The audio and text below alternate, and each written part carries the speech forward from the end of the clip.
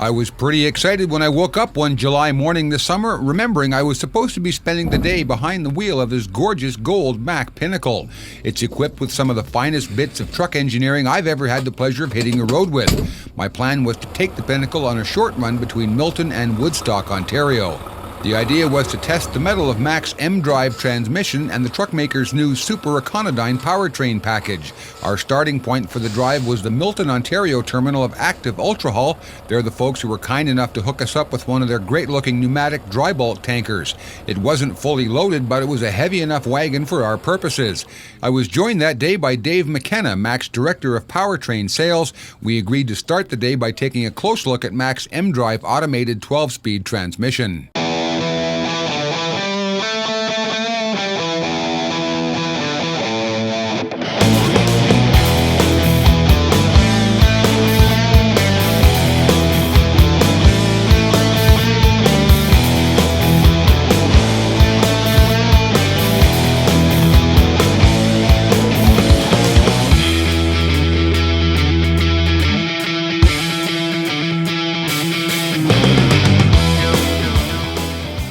Mack brought the mDrive to market at the Mid-America Trucking Show in 2010. It is, of course, physically the same transmission that Volvo calls I-Shift. It has 12 forward speeds and 2 reverse gears with 28% steps between the gears. mDrive is equipped with most of the same monitoring and performance functions, including engine power output sensors and an inclinometer. It has 2 optional operating modes, economy and performance, and it will maintain a set cruise speed on the highway on level ground or while decelerating or going down a hill with Mack's Power Leash engine brake. But that's where the similarities with I-Shift end.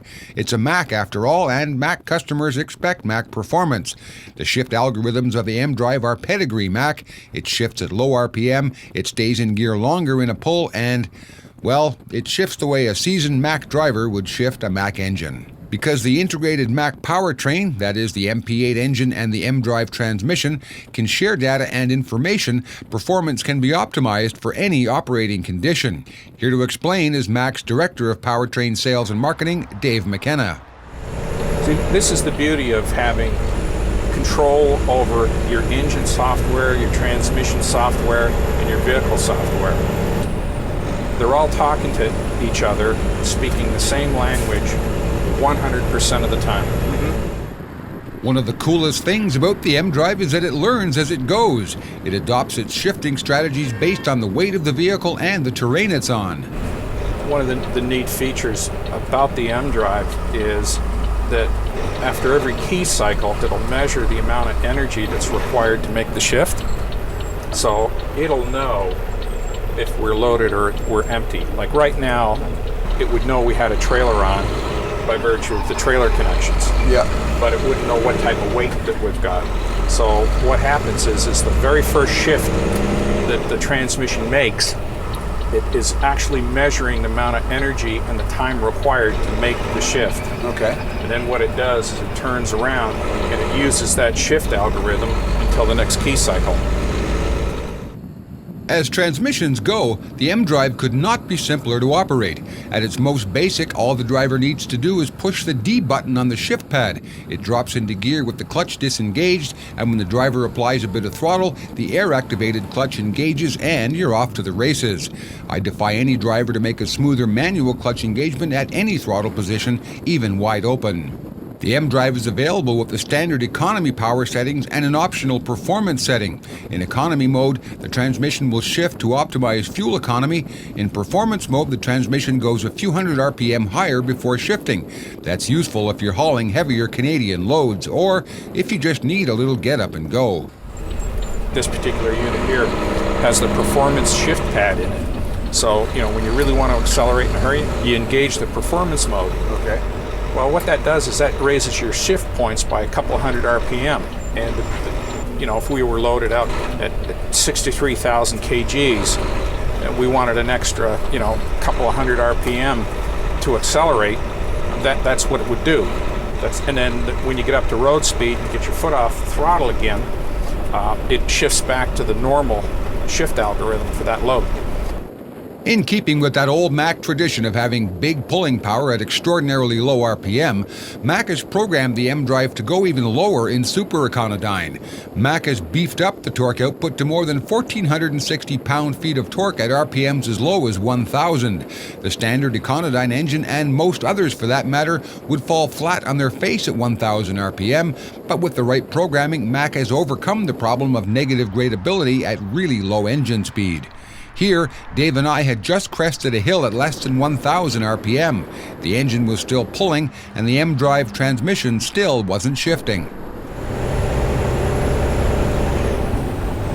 know what amazes me is, like, how low that came when it made the downshift, and then it just kind of stayed there and then picked it up again. If we used that shift strategy with our standard econodyne, it literally would have negative gradability at peak torque, and you would not be able to accelerate away from that hill. The mDrive is one of the major enablers of Mack's super econodyne powertrain package. We dig into that one a little bit deeper in the second video of this series. Because automated transmissions are programmed to shift on their own, and even driver override has a limited impact on the shifting decision, some find the automated gearboxes won't pull down far enough to take advantage of the lower end of the torque curve. mDrive has that one covered. If you haven't driven a Mack lately, you owe it to yourself to drop by a Mack dealership and take a closer look at this one.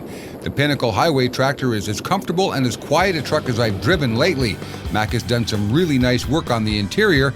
This one features a grand touring trim package with button-tuck vinyl headliner and the ultra-leather seating package.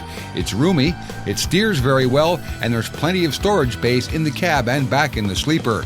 At the end of the day, the Pinnacle may not look or feel like your Uncle Floyd's Mack, but rest assured it's a Mack through and through.